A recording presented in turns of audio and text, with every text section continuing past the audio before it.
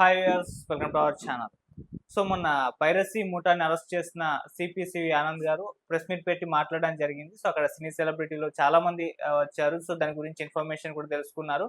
ఐబొమ్మకు ఒక strong warning ఇచ్చారు. తొందరలో ఐబొమ్మని హ్యాండిల్ చేస్తున్న వ్యక్తిని కూడా మేము అరెస్ట్ చేస్తాం, పట్టుకుంటామని చెప్పేసి కూడా చెప్పడం జరిగింది. అయితే ఇప్పుడు ఐబొమ్మ రియాక్ట్ అయినట్టు, ఐబొమ్మ కూడా పోలీసులకు వార్నింగ్ ఇచ్చినట్టు ఒక మొత్తం న్యూస్ అయితే చక్కర్లు కొడుతుంది. సో ఐబొమ్మ వాళ్ళ లెటర్ కూడా వైరల్ అవుతుంది. మరి నిజంగా వార్నింగ్ ఇచ్చిందా? ఏమని వార్నింగ్ ఇచ్చింది? మరి ఏం జరిగే అవకాశం ఉంది దీని గురించి?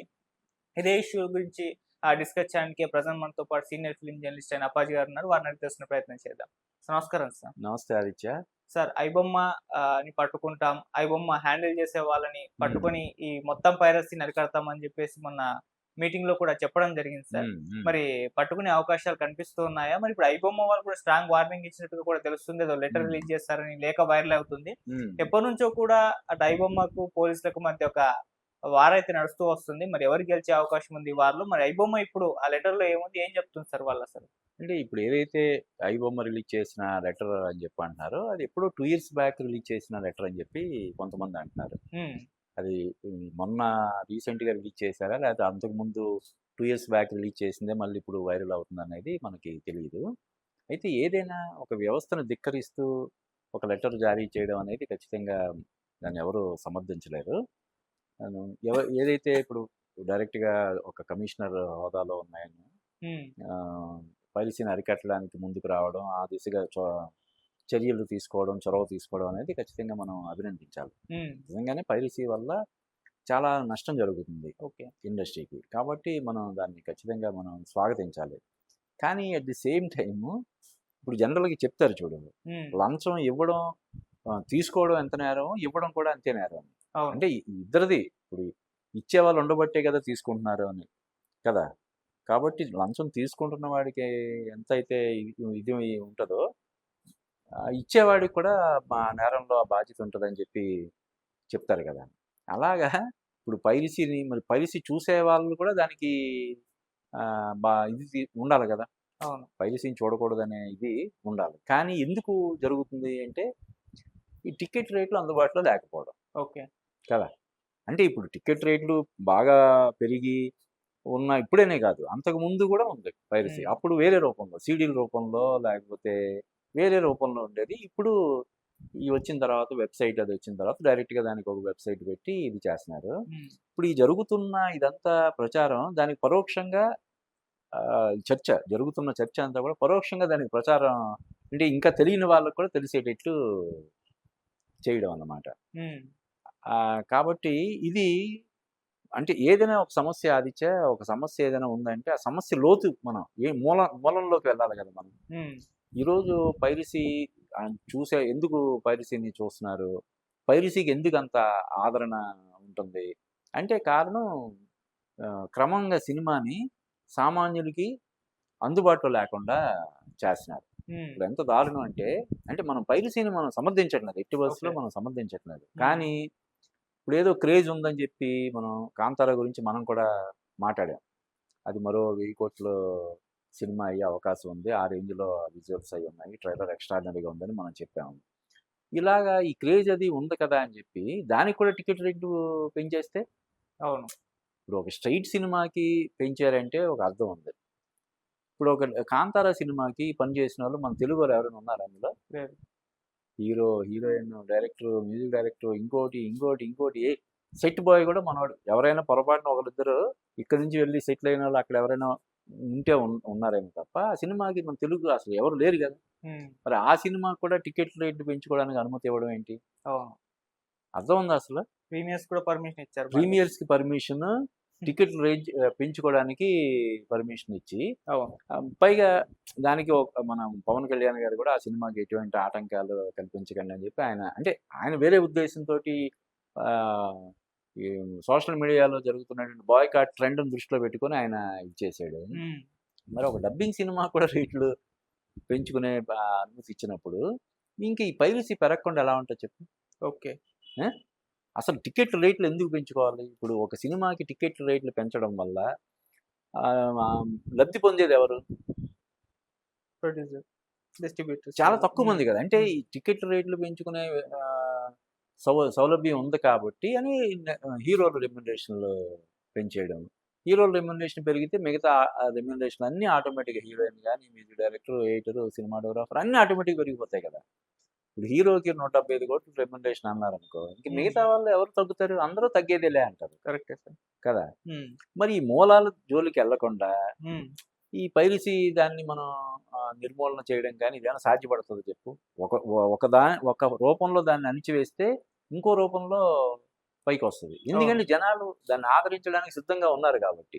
ఉమ్, థియేటర్లకు వెళ్ళి సినిమాలు చూడలేక ఇక్కడ ఇదేమో హైప్ మన సోషల్ మీడియా కానీ ఛానల్స్లో కానీ మరొకటి కానీ ఆ సినిమా గురించి విపరీతమైనటువంటి చర్చ అది జరుగుతుంది.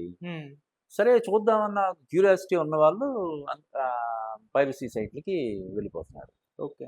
కాబట్టి ఇది మూలాల గురించి ఆలోచించి సామాన్యుడికి కూడా అందుబాటులో ఉండేలాగా చేయాలి తప్ప రేట్లు విపరీతంగా పెంచేసి 1000 రూపాయలు, 800 లేకపోతే మరొకటి ఇలాగ పెంచుకుంటూ వెళ్ళిపోయి పైరసీ చేస్తున్నారని చెప్పి బాధపడడం వల్ల ఉపయోగం లేదని నా అభిప్రాయం. ఓకే సార్, ఇక్కడ ఐబొమ్మ లెటర్ని ఒకసారి అది పాతదైనా ఇప్పుడైనా ఒకసారి అబ్జర్వ్ చేస్తే సార్ 2 పాయింట్స్. ఒకటి, ఏదో సామాజిక సేవ చేస్తున్నట్టుగా కామెంట్స్ నాకు కనిపించాయి. నేను సమాజంలో వీళ్ళందరినీ పేదోళ్ళు కాబట్టి, వీళ్ళు సినిమాకి వెళ్ళారు కాబట్టి వీళ్ళకు హెల్ప్ చేస్తున్నానంటూ ఒకటి కనిపించింది. అదే అదే. సో మళ్ళీ ఇంకోటి ఏంటంటే సార్, చాలా మంది డాక్టర్ నా దగ్గర ఉంది, నేను బయట పెడతానని చెప్పేసి, అంటే దీనికి సేఫ్ కాదు అని చెప్పేసి ఆ రెండో పాయింట్ లోనే మనకు అర్థమైపోతుంది. ఇప్పుడు మనం వాడితే మన డాటా అతని చేతుల్లోకి వెళ్ళిపోతుంది, అవసరమైనప్పుడు యూజ్ చేసుకుంటారు. అవును. మొదటిసారి సామాజిక సేవ అంటున్నాడు కానీ ఏదో సినిమా ప్లే అయ్యేటప్పుడు 1x బెట్టింగ్ యాప్స్ ప్రమోట్ చేసుకుంటున్నారు. మరి అతను డబ్బు ఎర్న్ చేసుకుంటున్నారు. ఆ రకంగా చూసుకుంటే అది ఏ రకంగా అయినా బ్యాడే కదా. అది చెప్పాను కదా, అది మనం ఎంత మాత్రం సమర్థనీయం కాదు. ఇంకొకటి ఏంటంటే మనం ఇప్పుడు జైల్లో ఉంటున్నటువంటి ఖైదీల దగ్గరికి వెళ్తే ప్రతి ఒక్కరు కూడా తను ఏ పరిస్థితుల్లో ఆ మర్డర్ చేయాల్సి వచ్చింది, లేదంటే ఏ పరిస్థితుల్లో అది చేయాల్సి వచ్చింది 99% వాళ్ళని వాళ్ళు సమర్థించుకుంటారు ఎవరైనా సరే. కాబట్టి వీళ్ళు అవును మేము తప్పు పని చేస్తున్నాము, డబ్బు కోసం చేస్తున్నాము అని ఎవరు అనరు కదా. అవును, వాళ్ళ వాదన వాళ్ళకి ఉంటది. దాన్ని మనం ఎట్టి పరిస్థితుల్లో మనం సమర్థించలేము. కానీ ఏంటంటే ఎందుకు ఆడియన్స్ థియేటర్లకు వెళ్లకుండా పైరసీ సైట్లకి వెళ్తున్నారనే దిశగా మనం ఆలోచించి ఇందులో చర్యలు తీసుకుంటే అప్పుడు అదేమైనా అరికట్టడానికి వీలవుతుంది తప్ప టికెట్ల రేట్లు పెంచేసి లోపల పాప్కార్న్ రేట్లు కానీ, సమోసాల రేట్లు కానీ 150-200 రూపాయలు చేస్తే బయట 5 రూపాయలకి 10 రూపాయలకు దొరికే సమోసా అక్కడ 100-150 రూపాయలు అమ్ముతుంటే మరి పైరసీ సైట్లకి ఆదరణ లేకుండా ఎలా ఉంటుంది చెప్పు నువ్వు. ఓకే, అది ఎంత దారుణమైనటువంటి విషయం కదా. బయట పాప్కార్న్ మామూలుగా రైల్వేలో కానీ బస్ స్టాండ్లో కానీ ఎంతకు అమ్ముతారు? అది 10 రూపాయలు 20 రూపాయలు అంతే సార్. దాన్ని తీసుకెళ్ళి 150-200 రూపాయలు. ఇప్పుడు కొత్త ట్రెండ్ ఏంటి, వాటర్ బాటిల్ కూడా వాళ్ళు బ్రాండ్ మార్చేసి దాని మీద బయట 10 రూపాయలు 20 రూపాయలు. ఇప్పుడు రైల్ నీరు అని ఉంటుంది, రైల్వే డిపార్ట్మెంట్ రైల్వే వాళ్ళ 15 రూపాయలకు అమ్ముతారు వాళ్ళు. వీళ్ళు తీసుకెళ్ళి దానికి రేటే 50 రూపాయలు అని చెప్పి ఎంఆర్పి పెట్టేసి 50 రూపాయలు 60 రూపాయలు 70 రూపాయలు అమ్ముతున్నారు.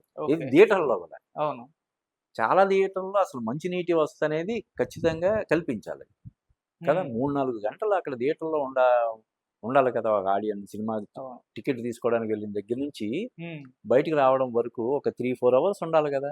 వాళ్ళకి మంచినీళ్ళు ఇవ్వాల్సినటువంటి బాధ్యత థియేటర్ యాజమాన్యానికి ఉంటుంది కదా. ఎన్ని థియేటర్లు సక్రమంగా అందిస్తున్నాయి? చాలా దారుణమైనటువంటి విషయం ఏంటంటే మనం మరీ 1-10 సార్లు నేను చెప్తున్నాను, పైరసీని మనం ఎంత మాత్రం సమర్థించకూడదు. కానీ మల్టీప్లెక్స్లో కానీ కొన్ని థియేటర్లో కానీ ఏదో పెట్టామన్నట్టు అపరిశుభ్రంగా ఒక పడేస్తారు అక్కడ. ఓకే, ఇంకా దారుణమైనటువంటి ఏంటంటే మన పేర్లు ఎందుకులే కానీ వాష్రూమ్ నుంచి బయటకు వచ్చేటప్పుడు కొన్ని చోట్ల పెడతారు. చాలామంది తెలియక వాష్రూమ్ నుంచి బయటకు వచ్చినప్పుడు జనరల్గా చేయి అలా కూడా కడుక్కునే ప్రమాదం ఉంటుంది. ఓకే, అక్కడ మనకు తాగబుద్ధి కాదు.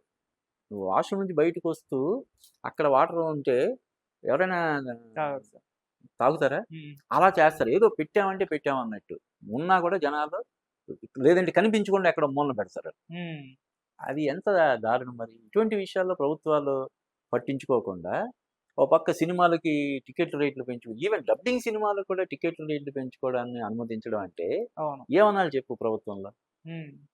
కేవలం ఒక 4-5 మేలు చేయడం కోసం లక్షల మంది ప్రేక్షకుల జేబులు చిల్లులు పెట్టాలని ప్రయత్నం చేసే దీన్ని మనం ఏ విధంగా చూడాలి? చాలా దారుణమైనటువంటి విషయం కదా అది. అంటే సినిమా వాళ్ళే పైరసీ ప్రజలు చూసే విధంగా వీళ్ళ చర్యలు ఆ విధంగా ఉంటున్నాయి. మళ్ళీ వాళ్ళే పైరసీకి గురవుతున్నారు. వాళ్ళే బాధపడుతున్నారు. 2 వాళ్ళ దగ్గరే ఉన్నాయంట. అంతే కదా సార్? అంతే కదా! హ్మ్. అంటే ఇప్పుడు ఇప్పుడు ఏదైనా ఒక భారీ బడ్జెట్ సినిమాలో లైన్ షేర్ ఓన్లీ రెమ్యునరేషన్‌కి వెళ్ళిపోతున్నాయి. అవును. ఇప్పుడు ఉదాహరణకి అంటే ఇంకా సంవత్సరం రావడానికి సంవత్సరం, 2 సంవత్సరాలు పడుతుందనుకో. 'మహేష్ బాబు', 'రాజమౌళి' సినిమా. అందులో ఏంటి రాజమౌళి రెమ్యునరేషన్ ఒక 100,00,00,000, 200,00,00,000. మహేష్ బాబు రెమ్యునరేషన్ 200, 300,00,00,000. ఇలాగ అంటే ఆ సినిమా ఖచ్చితంగా మన తెలుగు వాళ్ళందరూ గర్వపడేలాగా ఉండే సినిమా అది. హ్మ్. ఏదైతే 'బాహుబలితోటి' ఆయన పాన్ ఇండియా కల్చర్‌ని తీసుకొచ్చాడో, మన తెలుగు సినిమా స్థాయిని పెంచాడో, హ్మ్. అలాగే ఈరోజు ఈవెన్ జేమ్స్ కామెరూన్ కానీ, స్పీల్‌బర్గ్ ఇటువంటి వాళ్ళు ఆ సినిమా గురించి మాట్లాడే రేంజ్‌లో ఆయన తీస్తున్నాడు. డెఫినెట్‌గా మన తెలుగు వాళ్ళందరూ కూడా గర్వపడేలాగా ఆ సినిమా ఉంటది. ఓకే. అటువంటి సినిమాకి రాయితీ ఇచ్చినా, టికెట్ రేట్ పెంచుకోవడానికి అనుమతి ఇచ్చినా మనం సమర్థిస్తాం. హ్మ్. కానీ ఒక డబ్బింగ్ సినిమా కూడా నువ్వు పోయి దానికి పర్మిషన్ ఇస్తే దాన్ని ఎలాగ ఆమోదిస్తారు జనాలు? ఈవెన్ 'కూలీ వార్ 2'కి పెంచారు. వాటి పరిస్థితి ఏమైందో చూసాం సార్. అంటే ఆ 2 డబ్బింగ్ సినిమా అంటే అవును. చెప్పాలంటే డబ్బింగ్ సినిమాలే. ఇప్పుడు హ్మ్. అంటే జీఎస్టీ వచ్చిన తర్వాత డబ్బింగ్ సినిమాలకి, స్ట్రెయిట్ సినిమాలకి అన్నిటికి ఒకే ఇది ఉంటుంది హ్మ్. టాక్స్. కాబట్టి అలా ఇబ్బంది లేదు కానీ, పరభాషా చిత్రాలను కూడా మనం ఇక్కడ టికెట్ రేట్లు పెంచుకోవడానికి కనీసం ఇందులో 'వార్‌లో' ఎన్టీఆర్ అయినా ఉన్నాడు. అవును. 'కూలీలో' నాగార్జున ఉన్నాడు. ఈ 'కాంతారాలో' ఏంటి పరిస్థితి? 'కాంతారాలో' ఎవరున్నారు? కరెక్టే సార్. ఆ! హ్మ్. 'కాంతారా' సినిమాకి పర్మిషన్‌లు లక్కీలీ జనాలు గూడా చాలా ఇదిగా చాలా స్మార్ట్‌గా ఉన్నారిప్పుడు. అవును. ఎప్పుడైతే 'కాంతారా' సినిమాకి టికెట్ రేట్లు పెంచుకోవడానికి అనుమతి ఇచ్చారో, నీకు చూడు ఈరోజు ఏదైతే మనం విపరీతమైనటువంటి క్రేజ్ ఉంది, బోలెడంత హైప్ ఉంది, ఇది కూడా ఒక 1000,00,00,000 కొట్టే అవకాశం ఉంది. అది ఇది అని చెప్పి మనం డిస్కషన్ అది చేసాం. కానీ ఈరోజు బుకింగ్సే లేవు. దానికి తగ్గట్టుగా ఎక్కడ బుకింగ్స్ లేవు. ప్రీమియర్ షోలు క్యాన్సెల్ చేసుకోవాల్సిన పరిస్థితి వచ్చింది సార్. ప్రీమియర్స్ క్యాన్సెల్ చేసుకోవాల్సిన పరిస్థితి. అంటే హ్మ్. ఏంటి? ఓహో! మేమేదో చూద్దాం అనుకుంటున్నాం అని చెప్పి మా నెత్తిన భారం వేద్దామని చూస్తున్నారా? హ్మ్. అని చెప్పి అనుకుంటే ఏమవుతది? కరెక్టే రేపొద్దున ఈ సార్. పెద్ద హీరోల సినిమాలు కూడా అటువంటి పరిస్థితి రావచ్చు హ్మ్. కదా! కాబట్టి ఆలోచించాలి. మన హీరోలు గాని, ప్రొడ్యూసర్‌లు గాని, డైరెక్టర్‌లు గాని వీళ్ళందరూ ముఖ్యంగా ప్రభుత్వాధినేతలు, హ్మ్. ప్రభుత్వాలు జనరల్‌గా ఎక్కువ మందికి ప్రయోజనం కలిగించే దానికి మద్దతివ్వాలి. కదా! హ్మ్. అటువంటిది నువ్వు నలుగురికో, ఐదుగురికో ప్రయోజనం చేకూర్చడం కోసం ఓకే. లక్షలాది మంది ప్రేక్షకులు ఇది భారం కలిగేలాగా, ఇబ్బంది పడేలాగా, వాళ్ళకి అంటే అసహ్యం కలిగేలాగా చేసే చర్యలు ప్రభుత్వాలు ఎందుకు చేపడుతున్నాయన్నది ఒక $1,000,000 క్వెషన్ అని చెప్పొచ్చు మనం. Right sir. Thank you so much sir. Thank you Aditya.